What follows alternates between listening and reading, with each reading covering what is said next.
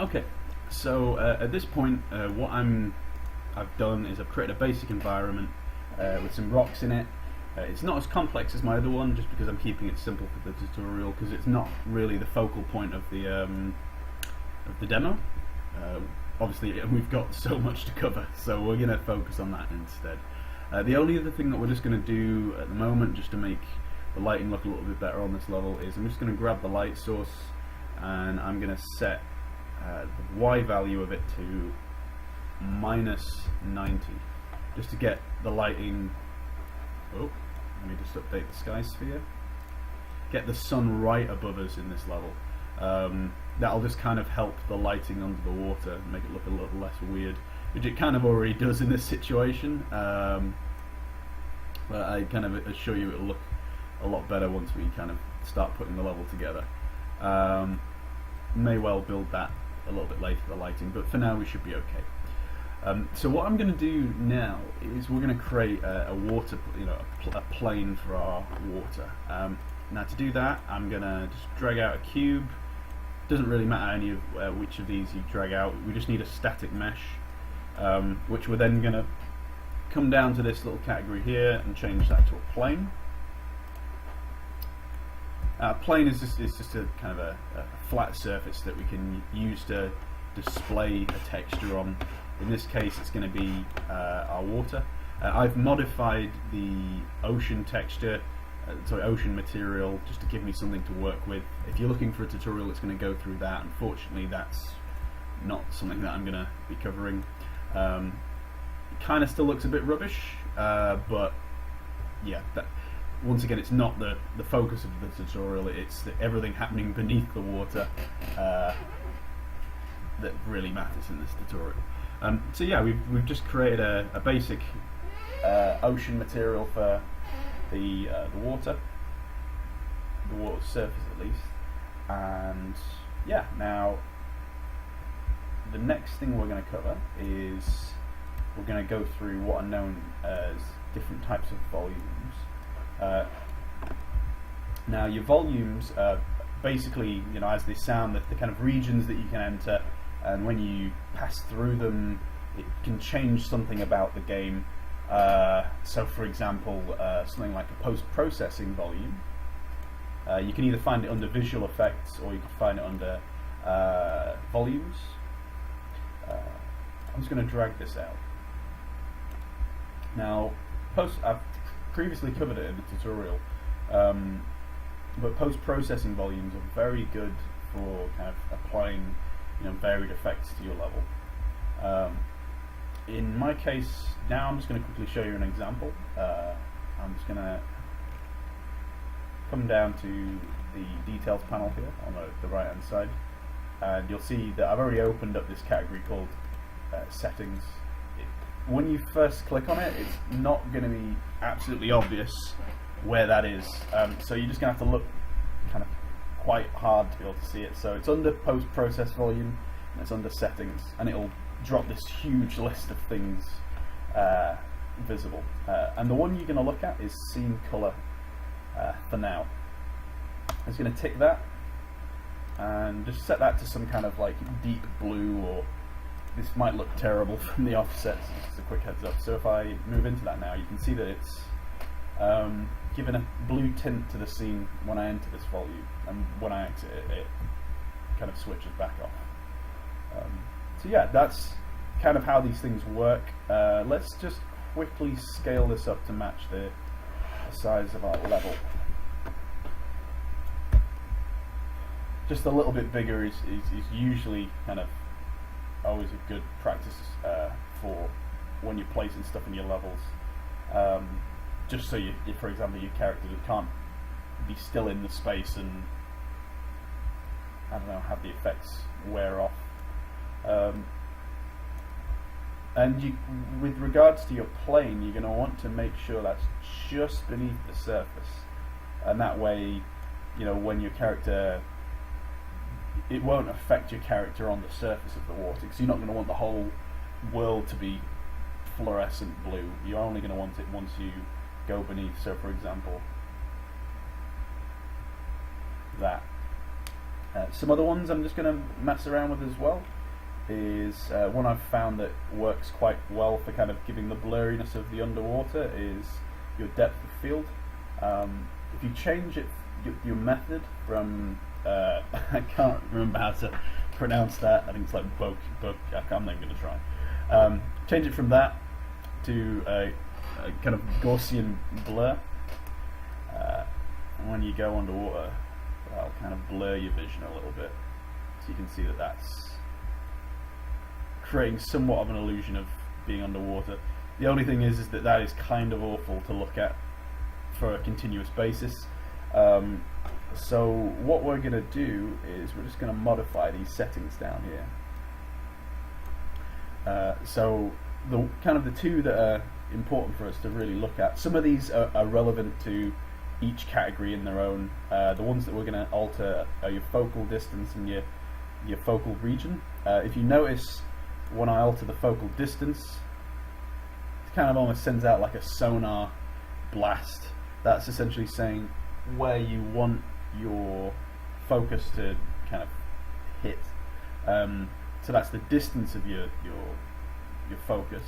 The region essentially says how big is the area that you want to be able to focus on. For us, we're going to set that region to 0 or 1, as close as we can get to it. And then probably, I think for the other project I had it was about 1,500, something like that. So you've got, I know it's not exactly how things are in the water, like being able to see things, but it at least makes the game moderately playable in practice. I realised that I might have made this map a little bit small. It'll be fine for this tutorial. Yeah, so once you've figured that out, you can obviously dabble with these a little bit more and kind of have an experiment with some different settings and things like that to kind of affect your, the camera in different ways. I'm just going to go with these two just for now. We are going to be coming back to post-processing effects in a little bit, because there is going to be a second effect that we're going to apply to our level when our character runs out of oxygen or is running out of oxygen, to kind of make it look like they're beginning to kind of suffocate. So now what we're going to do is we're going to create what's known as a physics volume.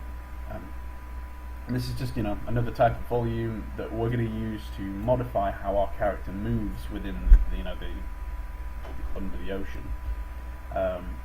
Now what we can do is we've got our post-processing volume, and we've got the transform details up here of how it's positioned and what scale it is and things like that.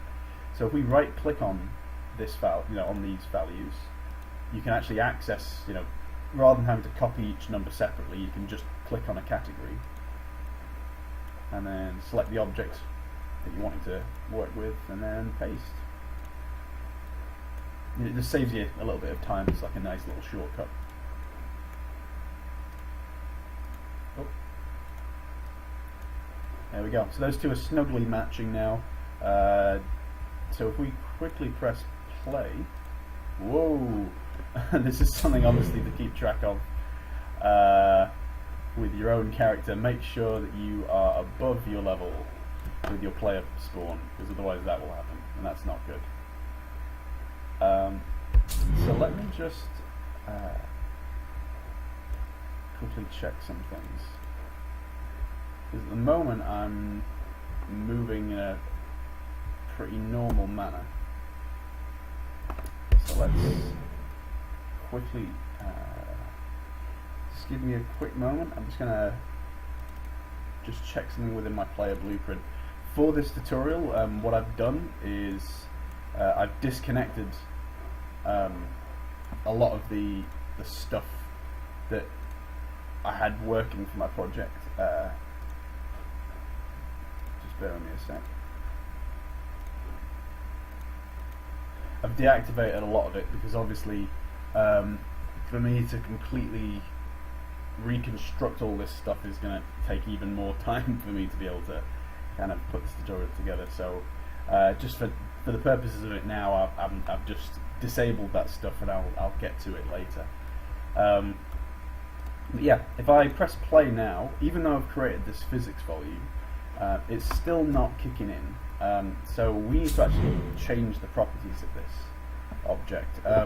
So if I go back into my physics volume, you'll notice that there's a bunch of different settings that I can change.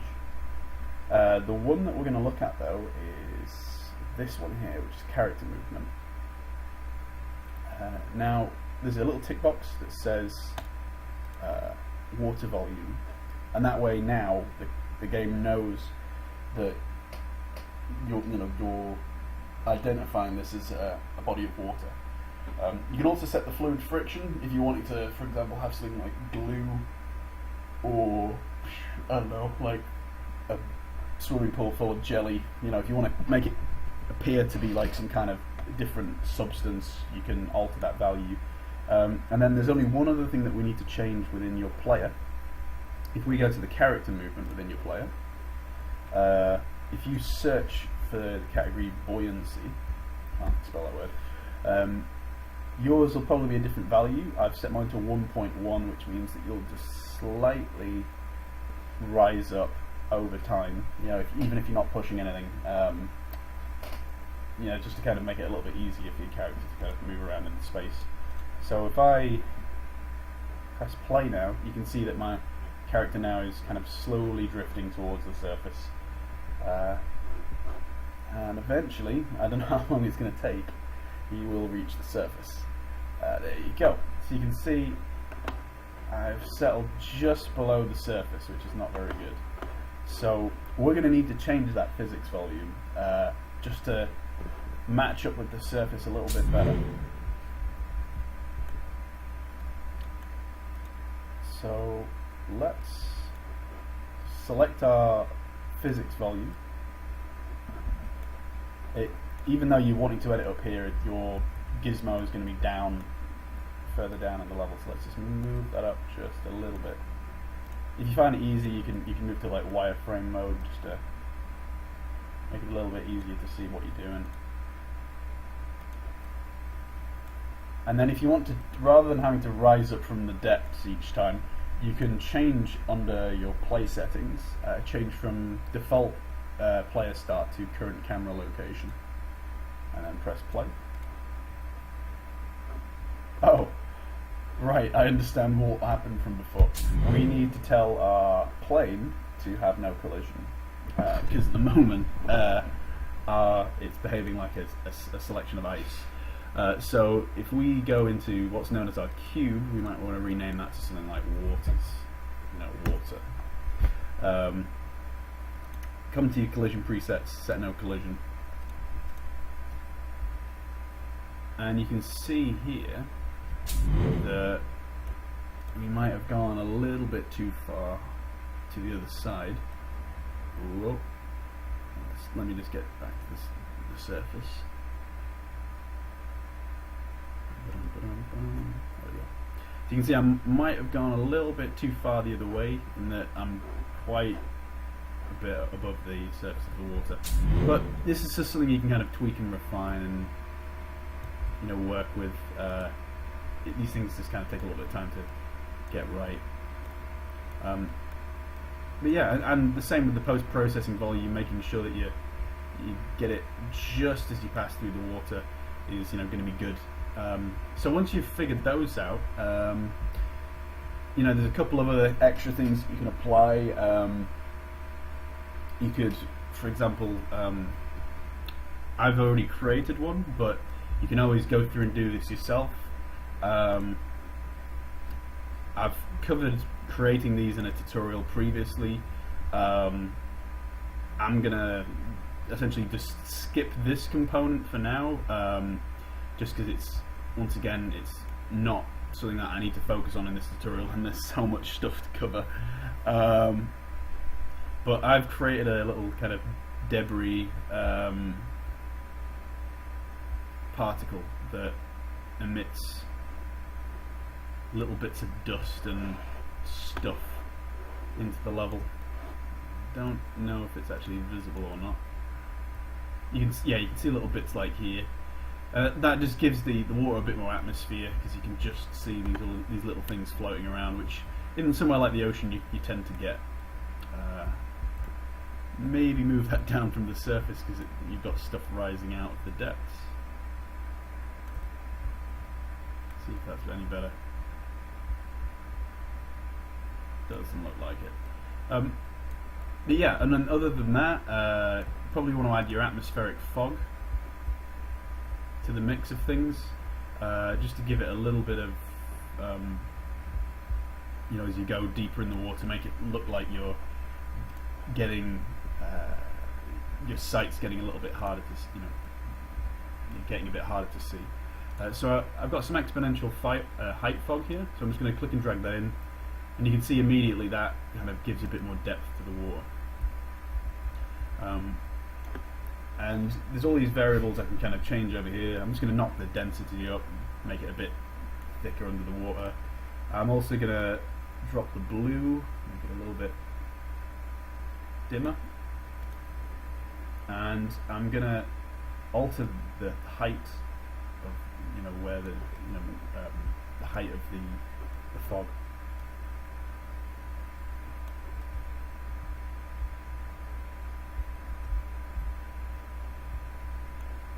So it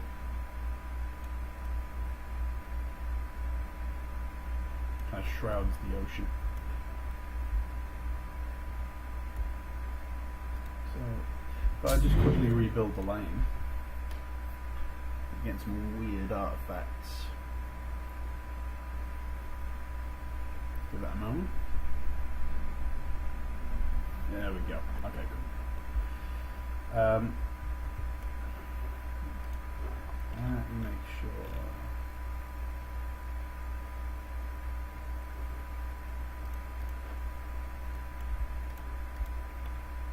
So if I enter the water now, whoa, I missed the map. Having rebuilt the lighting now, it's a lot darker than it was before, but also kind of a lot more kind of ominous and a bit creepier. And you can see little bits of things floating past, and it's kind of really starting to come together as a level. If anyone's wondering what the little bits of things floating around in the water are, like, it's just essentially like the same texture I used for the splashes that we're going to implement in a little bit, just scaled down to a really small size of particle, and then I set the spawn of the debris over a wider area. So I set the initial location to a kind of a wider space. So there you go. So feel free to have a nosy through that. If you've got the project anyway, you'll be able to kind of look in all these bits anyway. So then, other than that, when it comes to the actual properties of the water itself, I think we're good. The only other thing that we're probably going to want to add is some kind of, add our different treasures and things like that, but we'll do that probably in the next videos, because we've already covered a lot in this short period of time. The thing that we will be creating afterwards will be another post-processing effect, which will kind of not only darken the underwater, but also make it bring the blur even further in towards the player's view to make it even harder to see. Yeah, but we'll do that when we start getting towards the oxygen meter and all that stuff, which we'll get into in just a moment. So yeah, we'll cover that next time.